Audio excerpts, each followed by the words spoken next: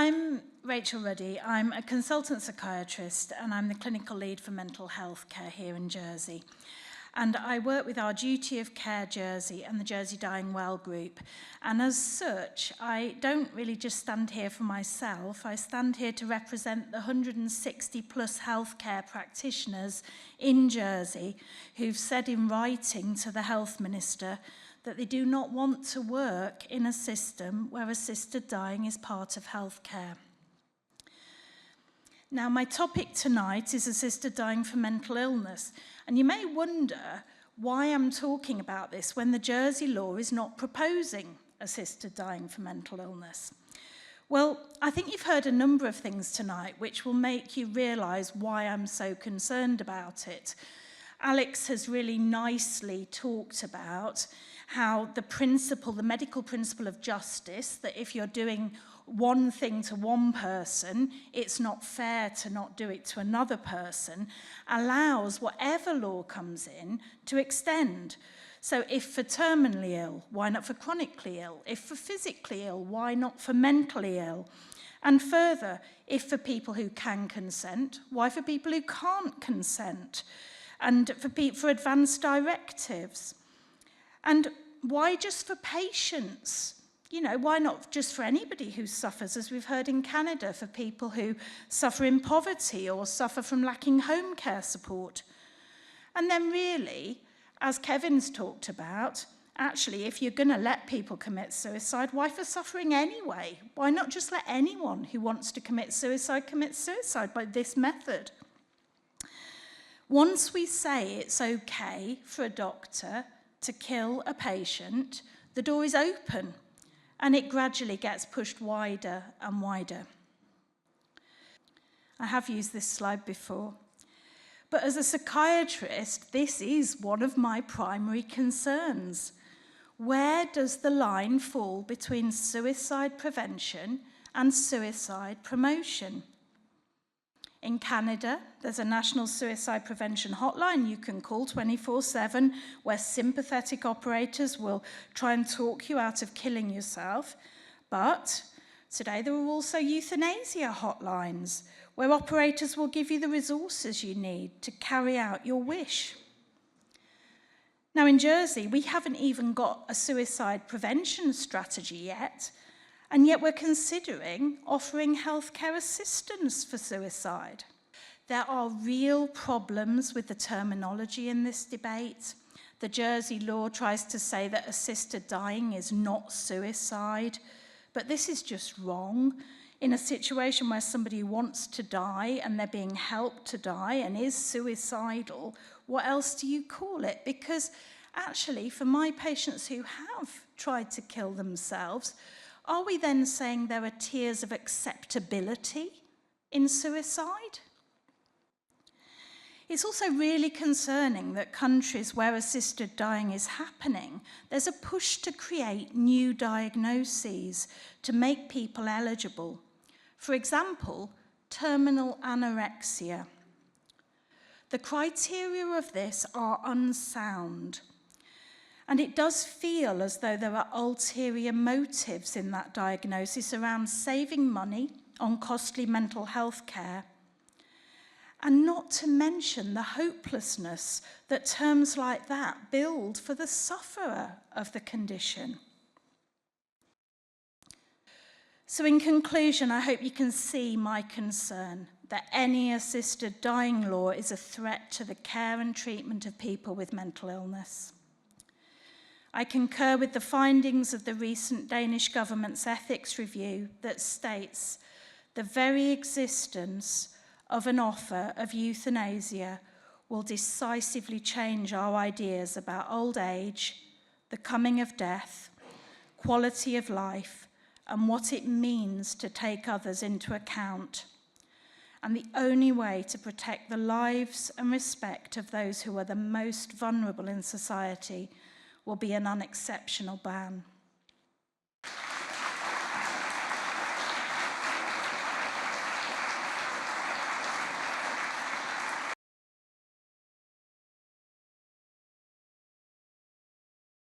I've been asked to share with you some musings. I want to muse with you about the potential impact of legalising assisted dying on palliative care.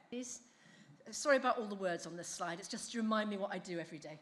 Anyway, you can read it more quickly than I can say it. I just want to put out a few key words about modern palliative care. It's proactive, it's flexible. You can dip in and out of palliative care. When I first qualified as a doctor in the East End of London, at a London hospital, if I referred somebody to the hospice, and there was one of the earlier hospices there, St Joseph's Hospice, I filled in a form and they were only accepted if the box was ticked that said I thought they'd got less than 6 weeks to live. Now hospices have gyms and cafeterias, not for the staff, but for the ill people. Okay? So key things on here are any serious disease or frailty and their families, highly individualized, carefully tailored, and then the last 3 points, or last 3 points, restoring hope now and for tomorrow, and facilitating a peaceful, dignified death when that time comes. And it extends into bereavement. Next slide, please. So here we have a slide, and I hope nobody in this room is touched by motor neuron disease. I don't know that. So if you are in any way, I apologize for taking this as an example. But people with motor neuron disease is a group of people who are often cited as people who would want a medically assisted death. So say somebody's got motor neuron disease and their respiratory muscles are weakening. They will die of that. But they have choices, big choices. They can choose, if they wish, to start non-invasive ventilation, a mask on their face that puts oxygen under pressure into their lungs and keeps them alive, at least for longer than they would have had. But if they choose that, they can also choose when to stop it. So there's lots of choices here. And one of the things that gets my goat, or my bee in my bonnet, is the fact that dignity and choice are words that have been sort of stolen away from palliative care, I feel, by the pro-euthanasia and physician-assisted suicide lobbies. And actually, this is absolutely full of choice. So they can choose to stop when they want to. And they can then rest assured that they will be cared for with meticulous attention to symptom control and in a highly individualized way. And any drugs they need will be tailored to them. This is taken from the Jersey Hospice Care website. It's on there now. The European Association of Palliative Care has declared that the provision of euthanasia and assisted dying shall not be included in the practice of palliative care, a position that has remained unchanged for 50 years. This is a position that we support, and we believe that there is a very clear boundary between palliative and end-of-life care and assisted dying. Again, a quote from Canada. Leonie Herx was over on the island earlier in the year, and she's recently written a paper with some colleagues called Palliative Care was supposed to be a safeguard for MAID. Instead, it's becoming a casualty. So I think what this island is being asked to look at is a really profound change with a really profound impact, mainly for ill people and their families. It means that everyone living with a potentially life-shortening illness or disability will be faced with a new question, as will anyone caring for them. Should I artificially shorten my life by taking lethal drugs? As well as all of that, there's a likely profound negative effect on palliative care. And these are some of the reasons, and I've stuck to what I was asked to talk about mainly, but these are some of the reasons why I believe you shouldn't be looking at changing the law.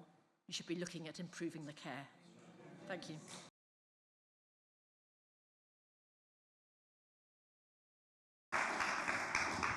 It's good to see such a good group out, and I've only got a little bit of time to share with you, so if there's anything, maybe we'll take, I'm looking forward to the questions at the end too, is what I'm saying. So we should move on, because we've got a lot to cover in a very short period of time. We don't want to be here all night.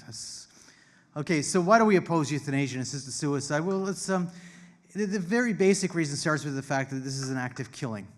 And I'm going to tell you right off the bat, I'm opposed to killing people. Euthanasia is an act of killing. If you were to question that, well, you look at the Canadian law in Canada. How we legalize euthanasia in Canada was by creating an exception in the criminal code to homicide. So obviously, that's what we've done. Assisted suicide is a little different than euthanasia, but it's the same intention and the same outcome. So with euthanasia, the doctor actually does the act of causing your death, right? In the case of assisted suicide, the doctor would be providing you or a nurse practitioner in Canada would be providing you the lethal means, and you have to take that yourself. You have to do it yourself. So one is assisting a suicide, and one would be a form of homicide, no matter how you want to look at it.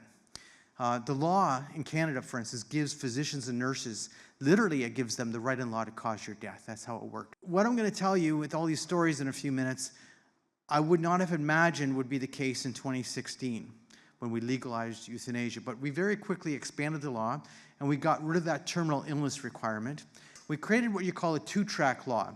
The law allows you, if you are considered to be terminally ill, you can have a same-day death. I'm not saying everyone's having a same-day death. I'm saying it's certainly possible by the law. There's no waiting period at all. And if you're not considered terminally ill, you have a 90-day waiting period. And we also expanded euthanasia to people who had been approved before but had become incompetent. So that was also in Bill C-7. So what that meant is if you had been approved for death and then let's say you had a stroke before they actually had done the act, therefore, in the original law, you had to be competent at the time of death, so they took that out, that they could still cause your death even though you have become incompetent. And they also added euthanasia for mental illness alone. Originally, they had a 2-year moratorium on that, so that would have started in March of this year, but then they added an extra year of a moratorium onto it till March of 2024. So as of this moment in Canada, euthanasia for mental illness alone will be beginning in March 17th, of 2024. It's very important because I'm talking about mental illness alone.